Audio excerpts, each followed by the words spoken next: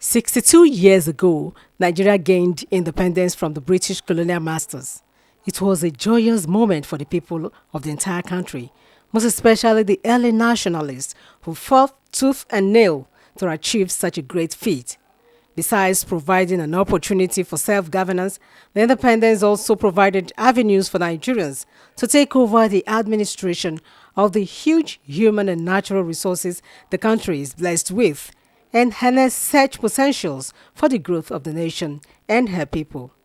Those who assumed leadership positions in Nigeria immediately after independence, including Sir Abubakar Tafawa Balewa, Dr. Nnamdi Azikiwe, and Chief Obafemi Awolowo, had strong beliefs in the country and her people. We in Nigeria appreciate the advantages which the size of our country and of its population give us, but we have absolutely no aggressive intentions. We shall never impose ourselves upon any other country and shall treat every African territory, big or small, as our equal, because we honestly feel that it is only on that basis of equality that peace can be maintained in our continent. The entire people of Nigeria and the people of Britain for this happy culmination of a political adventure which began in Nigeria less than 100 years ago.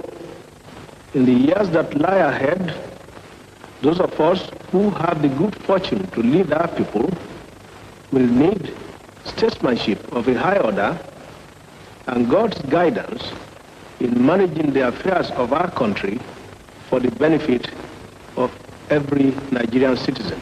For 25 years of my life, I fought for the freedom of Nigeria. Nigeria will attain independence on October 1, 1960. So it makes no difference to me whether the Sardauna or Balewa or Chief Awolowo or myself will become the first Prime Minister. So long as Nigeria is free, I'll be satisfied. Sadly enough, the joy of self-governance did not last long following the military incursion into the country's politics. The long years of military intervention in the political space was a trying period in the history of Nigeria. This was closely followed by the civil war that shook the very fabrics and existence of the country. Nigeria, however, survived these daunting challenges and still remained one indissoluble entity. 62 years down the line, many are getting delusional about what the future really holds for the country. With the current economic reality, security situation, among other challenges confronting the nation and leading to secession agitations from some groups. While these realities are making hope for a brighter future look thinner and appeared bleak, a human rights activist, Comrade Waheed Lawal, said the situation is not totally hopeless. Comrade Lawal noted that the unbroken democracy Nigeria has witnessed since 1999 to date and the progress made so far through the Electoral Act 2022 are enough assurances that the future holds so much promises for the country and her people. Also good that the Nigerian people who are now allowed to choose their leaders is good for us. But whether we like it or not, we are not where we're supposed to be. But we'll surely get there.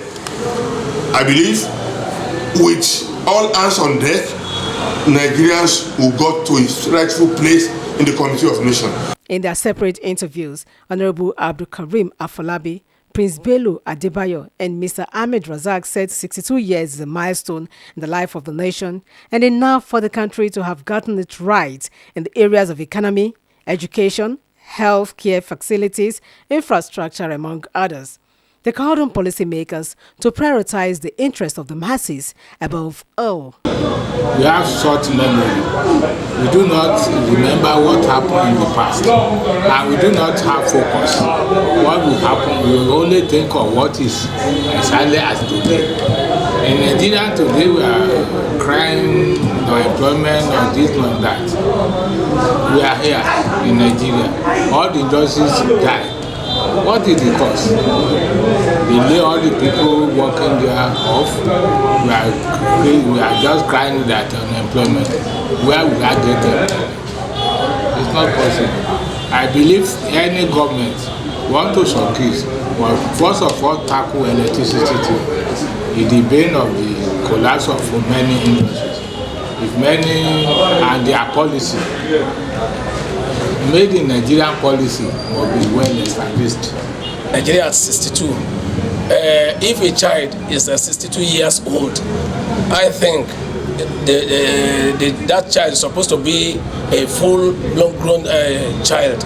But in case of Nigeria, we are not yet where we're supposed to be, economically, politically, and even socially, because our leaders, they are far performing below expectations. When we look at the plight of education in Nigeria, we are going backward, in the sense that when you look at the ASUU now, they are now on strike for the past 7 months.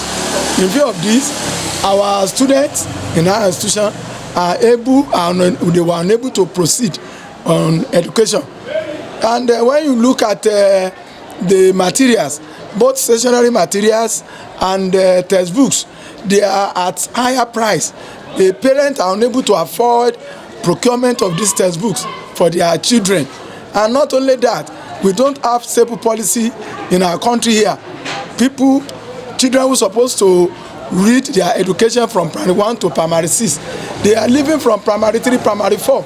Likewise, when you go to secondary school, some who are supposed to be in SS3 before writing WAEC, they are writing WAEC at SS3, at SS1. So this has a very bad impact on the progress and development of education. They, however, express optimism that with the right leadership in place, Nigeria will definitely get to the promised land and achieve the dreams of our founding fathers. Oluchi Amuda for Dateline.